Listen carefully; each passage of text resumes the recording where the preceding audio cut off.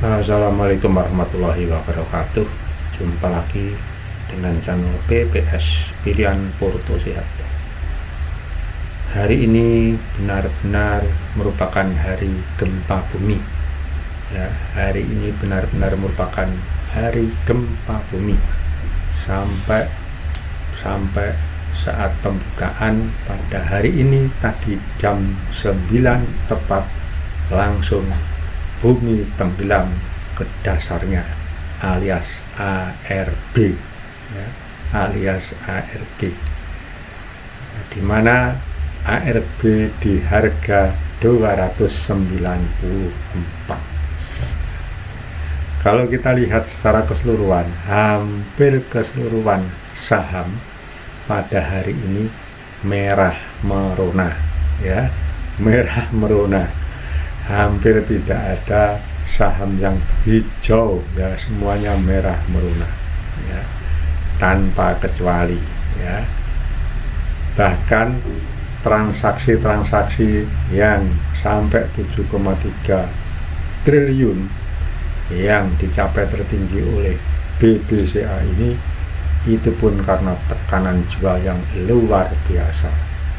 Ada 8 emiten, ya, yang mengalami tekanan jual luar biasa sehingga betul-betul koreksi dalam, dan dengan nilai transaksi antara 1 sampai 7,3 triliun rupiah, ya, luar biasa hari ini. Dan semuanya sudah tahu dan sudah maklum sekaligus paham bahwa penyebab dari ini semua adalah karena adanya kebijakan baru, atau boleh dikatakan perubahan baru atas kebijakan yang ditetapkan oleh MSCI atau Morgan Stanley Capital International. Tentunya khususnya untuk saham-saham yang digadang-gadang bisa masuk pada announcement atau pengumuman MSCI secara periodik, yaitu pada bulan Februari mendatang. Ya, ini benar-benar luar biasa. Sedemikian dahsyatnya pengaruh kebijakan MSCI terhadap performa saham Indonesia. Ya, apa sih sebetulnya MSCI itu? Kok demikian luar biasanya pengaruhnya terhadap performa saham Indonesia, dan sekaligus menjadi idola dan harapan dari saham-saham yang ada di dunia ini untuk bisa meraih indeks global saham internasional yang diprakarsai oleh MSCI itu. Luar biasa, ya, luar biasa. Nah, hari ini coba kita lihat hari ini tanggal 28 Januari 2026, tepatnya pada hari Rabu, ya. Pagi-pagi informasinya sudah pada mendengar, ya, tetapi ini sangat mengagetkan, ya, keputusan dari MSCI. Apa antara lain keputusan dari MSCI tersebut? Ya, mungkin semuanya sudah dengar, semuanya sudah baca, dan yang menjadikan harga demikian terpuruk, terkoreksi, dan itu akibat dari outflow, ya, larinya investor asing dari saham-saham Indonesia. Satu, karena informasinya, kebijakannya adalah MSCI akan membekukan semua peningkatan pada Foreign Inclusion Factors atau FIF dan Number of Share atau NOS.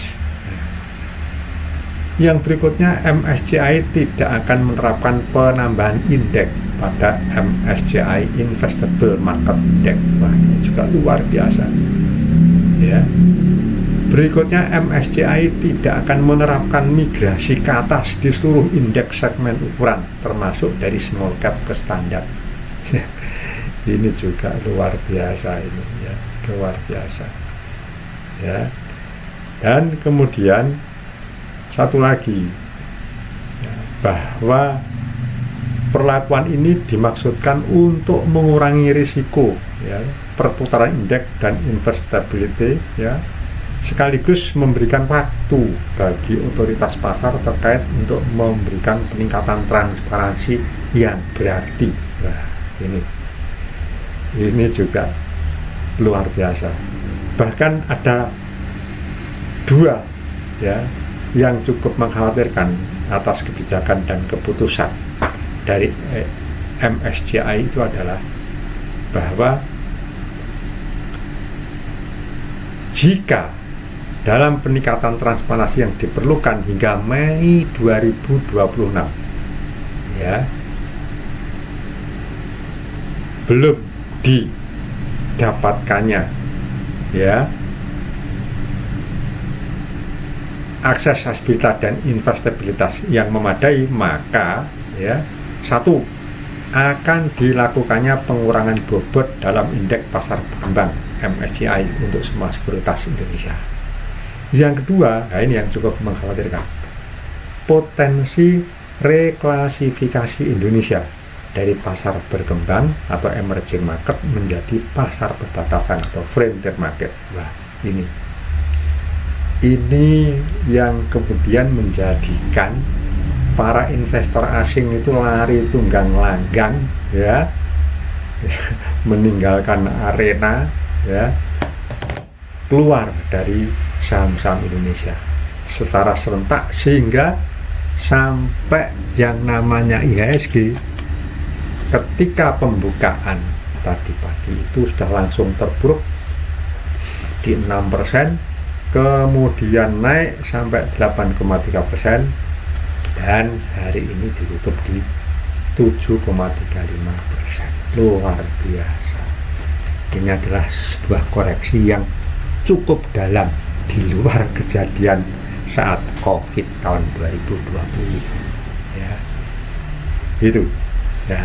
Terus kemudian tadi saya mengatakan, kok hebat banget ini MSCI, kebijakannya bisa berpengaruh luar biasa terhadap pasar saham global, terutama Indonesia ini yang sangat-sangat terpengaruh. Konon informasi kalau nggak salah, disclaimer on, termasuk yang paling dalam terdampak akibat kebijakan atau perubahan kebijakan dari MSCI itu.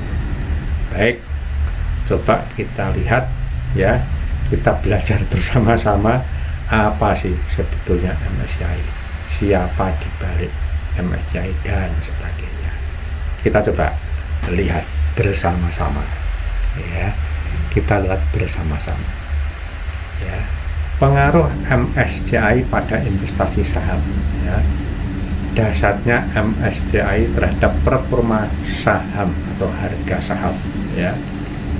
Ini apa itu MSCI, ya? MSCI semua orang sudah tahu lah, saya hanya mereview kembali. Atau Morgan Stanley Capital International adalah penyedia indeks global terkemuka yang krusial bagi investor atau institusi asing, ya. Indeks ini menjadi acuan utama dalam menentukan nilai dan performa saham di pasar global, ya. Dengan masuknya saham ke dalam indeks MSCI, itu artinya perusahaan yang masuk ke dalam indeks MSCI tersebut dapat mengalami peningkatan likuiditas, nah ini, valuasi, dan akses investasi yang jauh lebih besar dari dana asing. Sekali lagi, akses investasi yang jauh lebih besar dari dana asing atau foreign investment atau foreign flow. Nah, kemudian MSCI itu siapa sih? MSCI itu sebetulnya juga perusahaan publik, ya. Sebetulnya juga perusahaan publik, ya.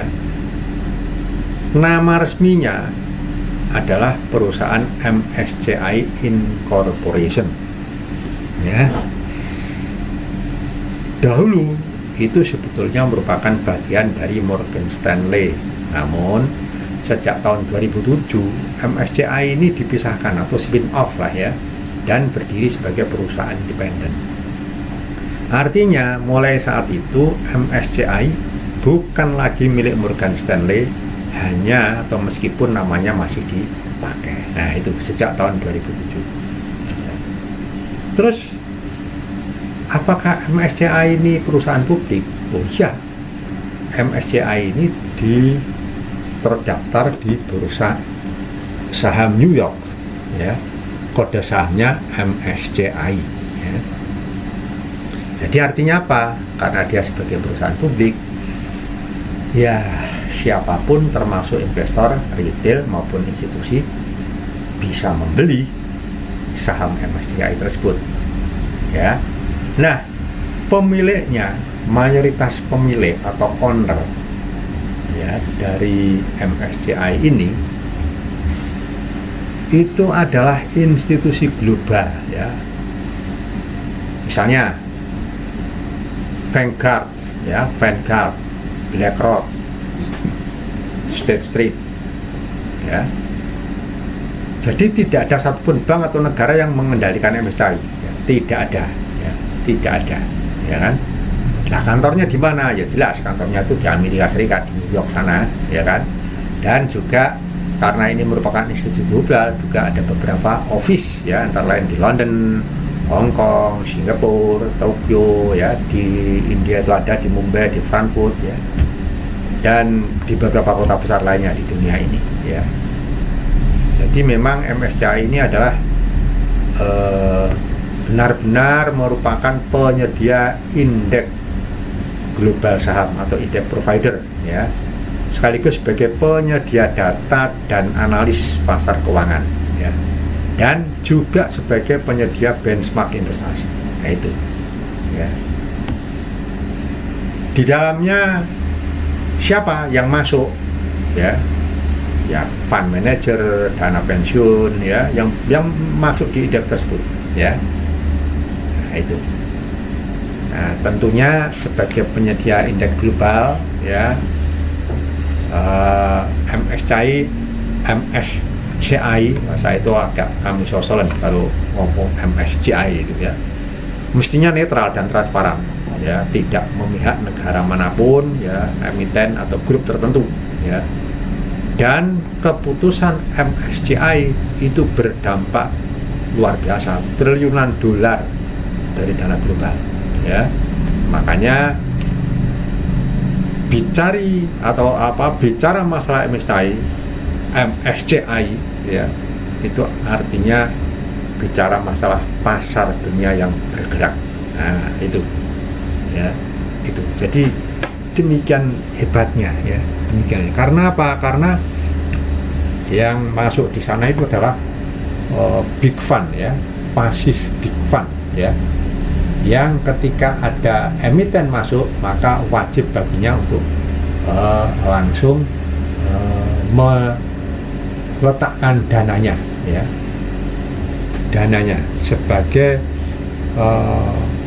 passive fund, ya, dan wajib beli, ya, wajib beli, dan juga tentunya harus bisa keluar juga, tidak hanya beli masuk tapi nggak bisa keluar. Itulah kenapa kemudian ada persyaratan yang cukup ketat yang diberlakukan terhadap semua emiten yang mau masuk atau mendaftar sebagai atau mendapatkan indeks global saham dari MSCI tersebut. Nah, kategori indeks MSCI, ya, itu ada yang MSCI Develop yang maju, MSCI Emerging atau berkembang, dan MSCI Frontier atau perbatasan yang tadi yang saya singgung, ya. Ini yang paling rendah ini, ya, paling rendah dari level 3 level ini, ya kan. Nah, ini untuk MSCI Develop yang maju ini, ya, itu memuat saham dari negara-negara maju dengan stabilitas ekonomi dan pasar yang terstruktur. Nah, ini. Kemudian yang MSCI Emerging itu memuat atau terdiri dari saham negara berkembang yang menunjukkan potensi pertumbuhan dan investasi tinggi. Nah, Indonesia itu masuk dalam kategori ini, ya, masuk dalam kategori ini. Sehingga, ya, beberapa saham kita yang sudah masuk itu masuk di sini ini, ya, masuk di sini atau standar lah gitu ya. Kemudian yang berikutnya ini yang level rendah, yang di bawahnya yaitu MSCI Frontier atau perbatasan ya, berisi saham dari pasar yang lebih kecil dan kurang berkembang. Dan ini menawarkan peluang investasi yang unik. Jadi ini memang agak berbeda. Tetapi ini diakomodir oleh MSCI, yaitu masuk dalam kategori MSCI Frontier. Ya. Kemudian, nah ini lingkup atau kategori kapitalisasinya. Ya. Ada global standard, small capital, dan micro capital. Ya. Untuk yang kategori global standard, ini indeks ini mencakup saham berkapitalisasi besar dan menengah, menjadi acuan bagi investor vulgar. Nah ini, ya, ini. Jadi ini juga menjadi incaran ya dari perusahaan atau emiten atau saham Indonesia ya, terutama yang berkapitalisasi besar ya. Kemudian adalah small capital, saham dalam indeks ini berkapitalisasi menengah hingga kecil, menawarkan peluang pertumbuhan yang menarik. Nah ini yang micro cap ya. Ini yang lebih rendah daripada small cap ya. Indeks ini berisi saham dengan kapitalisasi sangat kecil, seringkali memiliki likuiditas terbatas. Jadi sebetulnya dari sisi atau aspek kapitalisasi pun itu ada 3 kategori yang disediakan oleh MSCI ya. Kemudian berikutnya lagi, bagaimana ya MSCI melakukan seleksi saham ya untuk bisa sampai lolos mendapatkan indeks global MSCI ya.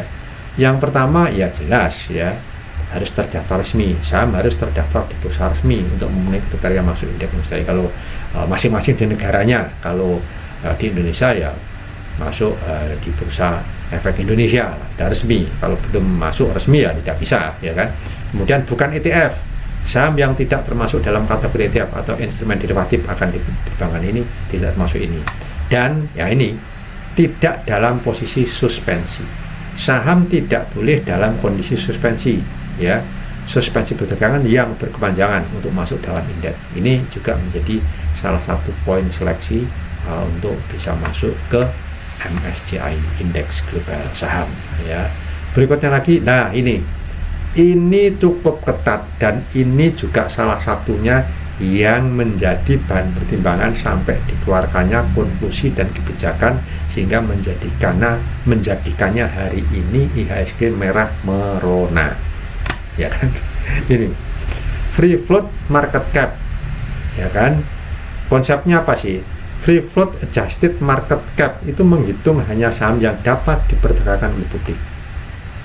Ya, jadi yang namanya free float itu ya saham-saham yang beredar di publik ya, tidak termasuk saham yang dikunci, saham yang dipegang oleh pihak emiten ya.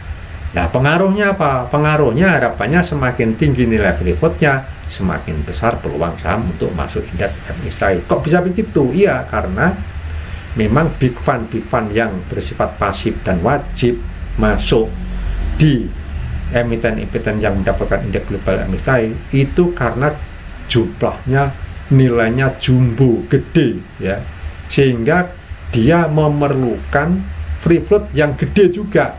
Kalau free floatnya itu tidak gede, kecil, maka tidak cukup bisa menampung nilai dari big fund ya kan, atau fund jumbo tadi ya, yang sudah siap untuk masuk ke emiten yang mendapatkan indeks MSCI global tadi. Nah, makanya ini menjadi sangat perlu untuk emiten mempunyai free float yang tinggi ya kan. Nah free float ini harapannya benar-benar free float yang beneran free float gitu ya, yang memang secara independen dimiliki oleh publik ya kan, bebas diperdagangkan ya, itu maksudnya itu ya.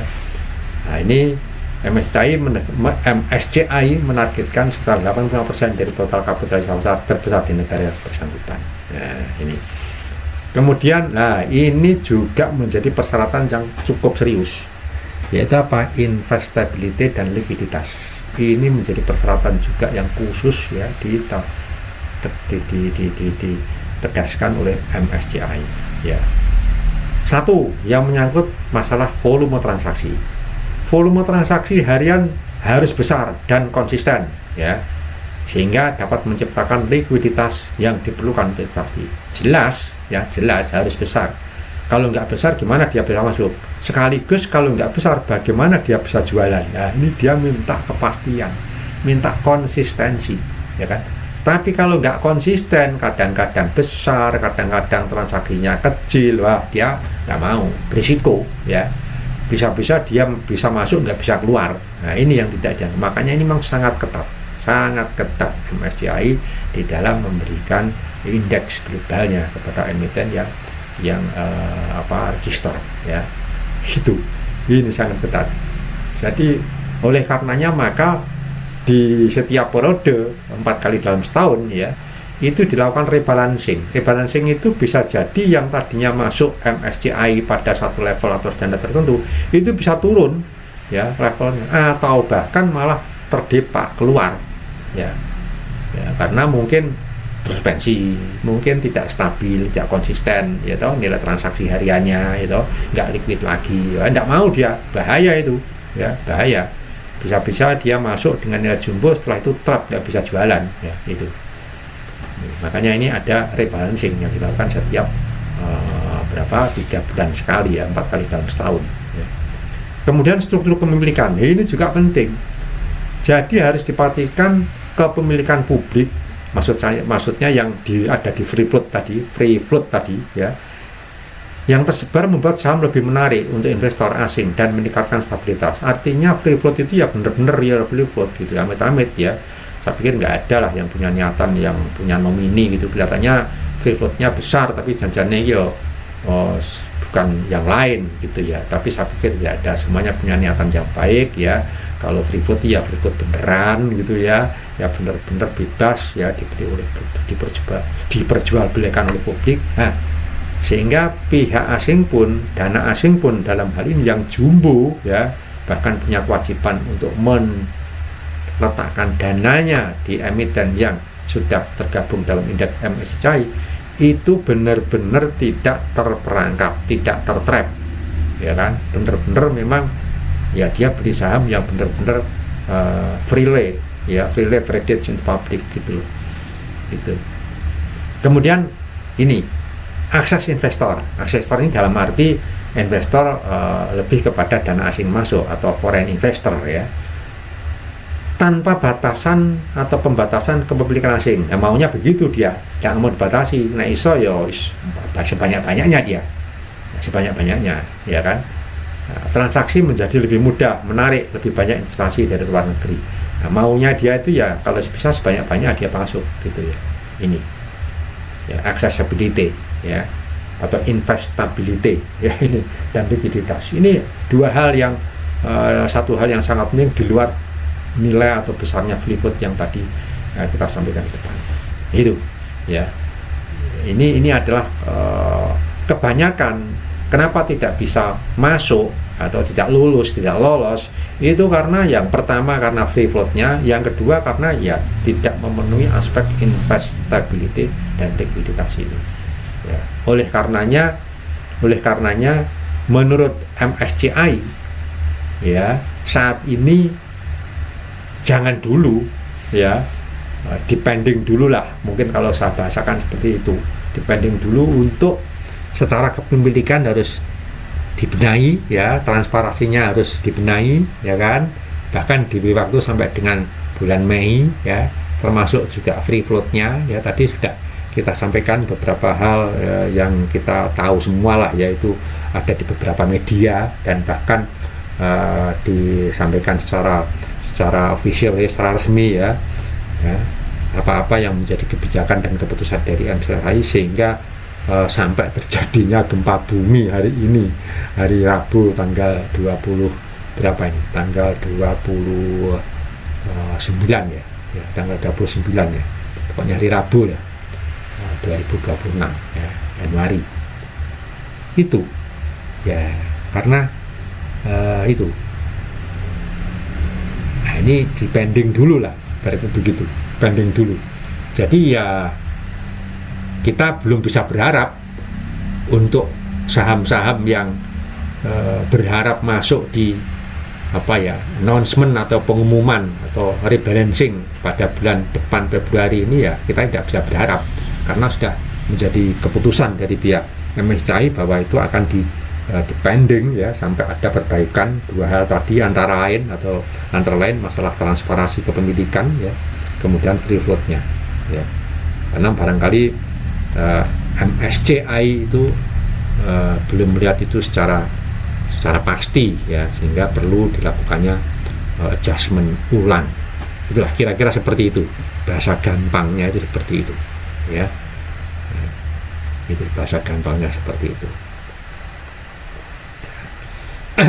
Itu kemudian lanjut. Nah, ini tadi sudah saya singgung bahwa dalam 1 tahun itu MSCI itu akan melakukan rebalancing ya. Dan biasanya bulan Februari dari siklus 4 kali setahun, ini awal tahun lah ya, pada bulan Februari ini merupakan bulan yang penuh dengan berdampak besar. Ya, contohnya ini aja lah, menjelang Februari aja bagi IHSG Indonesia sudah terjadi gempa bumi gitu ya. Karena tiba-tiba ada kebijakan yang demikian dahsyat ya, sehingga ya kalang kabut IHSG sampai dehaut gitu ya. Dehaut gitu ya. Penutupannya aja masih koreksi 7, tadi sempat menyentuh angka 8 ya. 8% luar biasa. Ya. Sehingga penting bagi investor untuk memantau pergerakan harga sebelum dan sudah pengumuman. Nah, tapi kalau sekarang ini kita nggak perlu menunggu pengumumannya karena jelas tidak masuk ya untuk Februari ini, karena kita diberi waktu sampai bulan Mei ya untuk bisa mengejas ya itu. Kemudian, dan ini merupakan hal yang biasa menjelang rebalancing yang terjadi 4 kali setahun itu, biasanya ini menjadi terjadi gejolak lah ya, gejolak harga atas utamanya saham-saham yang memang diprediksi akan register atau masuk atau memperoleh ya, berharap gitu ya mendapatkan indeks MSCI global tadi ya, itu. Terima kasih ya. Kemudian saya coba ya, saya hanya mereview saja satu saham ya, saya masih ingat ya, karena kemarin saya juga sempat mereview Bumi ya. Saya sempat mereview Bumi. Coba sekarang saya mau lihat Bumi seperti apa. Ini kok hari ini itu begitu dibuka ya, itu langsung ke dasar buminya, itu langsung ARB ya. Kita lihat coba. Kemarin saya menyampaikan ini ya, di konten kemarin saya menyampaikan market structure atau chart pattern daripada bumi ya. Dari kemarin memang sudah terlihat bahwa ketika harga itu ada di sini ya, tanggal 27, berarti sekarang tanggal 28 ya. Nah, tanggal 28 hari Rabu. Tadi saya salah menyampaikan 29 ya. Kemarin yang tanggal 27 itu memang menyentuh di harga rasio yang cukup keramat juga, yaitu 61,8 dari Fibonacci. Dan rasio yang lebih keramat lagi itu 50%. Dan benar, kemarin saya memang jujur menyampaikan begini, mosok sih mau turun sampai sejauh ini. Tapi kalau dipikir ini itu memang potensinya kelihatannya ini memang bearish gitu. Nah, jangan-jangan turun karena ini ada golden ratio di sini. Ternyata yang terjadi adalah turun betul lepas ada pengumuman mendadak ya dari MSCI. Tapi yang jelas ketika turun dia delalah kok pas di angka ARB-nya itu 294, itu pas menyentuh di golden ratio Fibonacci di 50% ini. Luar biasa. Nah, terus kemudian besok kira-kira gimana? Saya tidak bisa berharap banyak ya, karena melihat faktanya saja ya. Melihat faktanya saja untuk bumi, ini saya tertarik bumi ya. Melihat faktanya saja, di order booknya saja, itu pada posisi malam ini ya, artinya hari Rabu malam tanggal 28 ini, itu posisi overnya itu diganjel 56 juta lot ini. Berarti kan berapa nih? 5,6 miliar lembar saham nih ya. Ngantri aja sudah berapa ini? Luar biasa banyak.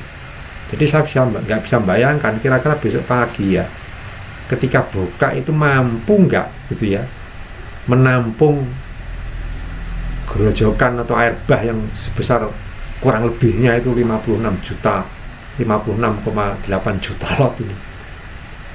Apakah angka ini besok bertambah atau berkurang? Nah, kita lihat menjelang jam 9 pagi di harga keseimbangan indikasinya maupun di indikasi volume keseimbangannya, kita lihat berapa itu. Kalau tadi pagi saya mati 3 juta sendiri itu. Begitu IEF muncul dan IEP-nya itu 3 juta sendiri. Dan IEP-nya langsung diaktif di angka 294, di harga 294. Bener, begitu tak buka langsung di 294. Nah, ini masalahnya ketika close penutupan ini diganjel sekian banyaknya. Ini masalahnya ini besok jangan-jangan ini punya potensi ke dasar bumi lagi gitu, ke limit low-nya. Ya, kita hanya bisa berharap mudah-mudahan tidak terjadi. Ya, seorang trader profesional pun tidak akan bisa menentukan secara pasti apa yang terjadi besok. Hanya bisa memprediksi atas data dan analisa data yang dilakukan dari data real yang kita peroleh transaksi hari ini dan sebelumnya. Itu yang bisa dilakukan. Tapi besok yang terjadi itu seperti apa faktanya? Ya, tidak bisa pasti. Yang pasti adalah ya kita lihat pasarnya besok seperti apa meresponnya. Itu sekalipun trader yang jiwagonya bukan main ya, profesional. Makanya ya selalu ya termasuk saya mengingatkan bahwa ini bukan